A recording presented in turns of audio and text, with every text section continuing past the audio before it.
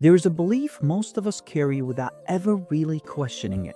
If we want to understand the brain better, the obvious path seems to be collecting more data, more electrodes, high resolution, greater bandwidth. The same strategy that has driven progress across nearly every modern technology we rely on. Whenever information felt limited, we expanded our ability to observe it. Cameras improved by capturing more details. Networks improved by carrying more information. And over time, we learned to trust the pattern almost automatically. So when brain-computer interfaces moved from dozens of channels to hundreds and now even towards thousands, the conclusion felt natural.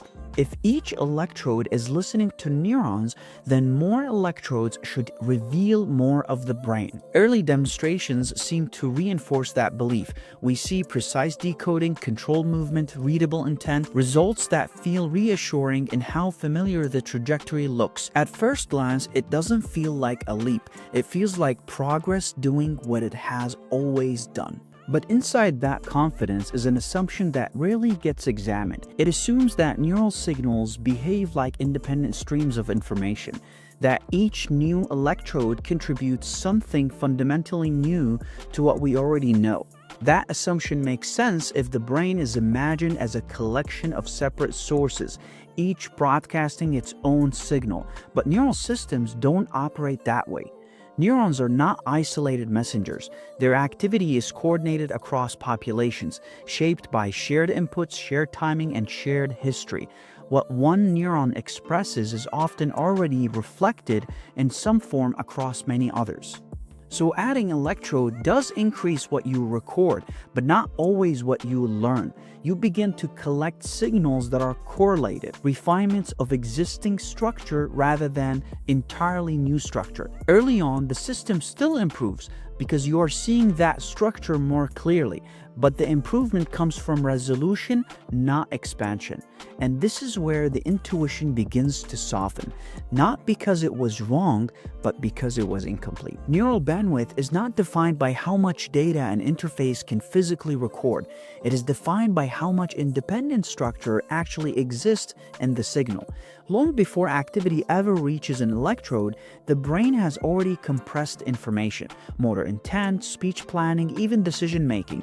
They are organized into coordinated patterns that collapse many individual signals into low-dimensional representations. Those patterns live in what researchers describe as neural manifold, the space where meaningful variation exists. Sampling that space more densely can reduce noise and improve estimation, but it does not create new dimensions of information. At a certain point, additional channels increase redundancy rather than expressiveness. The limitation here is no longer the interface, it is the structure of the biological system itself.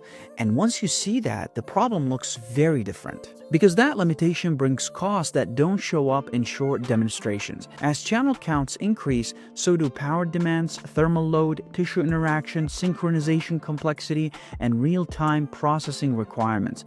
Gradually, the system begins to spend more effort managing itself than extracting insight from the signal. Bandwidth becomes overhead. This forces engineers into trade-offs that are rarely discussed publicly, between scale and stability, between raw data and interpretability, between short-term performance and long-term viability. There is no configuration that maximizes everything at once. Every increase in capability pushes constraints somewhere else, and those constraints compound over time. This is why high-channel systems can look extraordinary in controlled settings. Short sessions, carefully selected tasks, fresh implants. Under those conditions, scale feels like progress, but long-term use exposes a different reality. You have signal drift, electrode encapsulate, noise statistic change, and the additional bandwidth that once looked like an advantage becomes increasingly difficult to use. Some teams are betting that enough scale will overcome these effects. Others are betting that it won't. Both approaches are expensive, neither comes with certainty. The hardest part of brain-machine interfaces is not listening harder, it is accepting that the brain does not reward brute force. Bandwidth is not a number you can simply increase. It is a property that emerges from biology, coordination, and constraint. And until our designs reflect that reality, more data will continue to feel like progress, even when it quietly stops being so. If you get a value from this video, give it a thumbs up, subscribe to the channel. Take care, everybody. Bye-bye, bye-bye.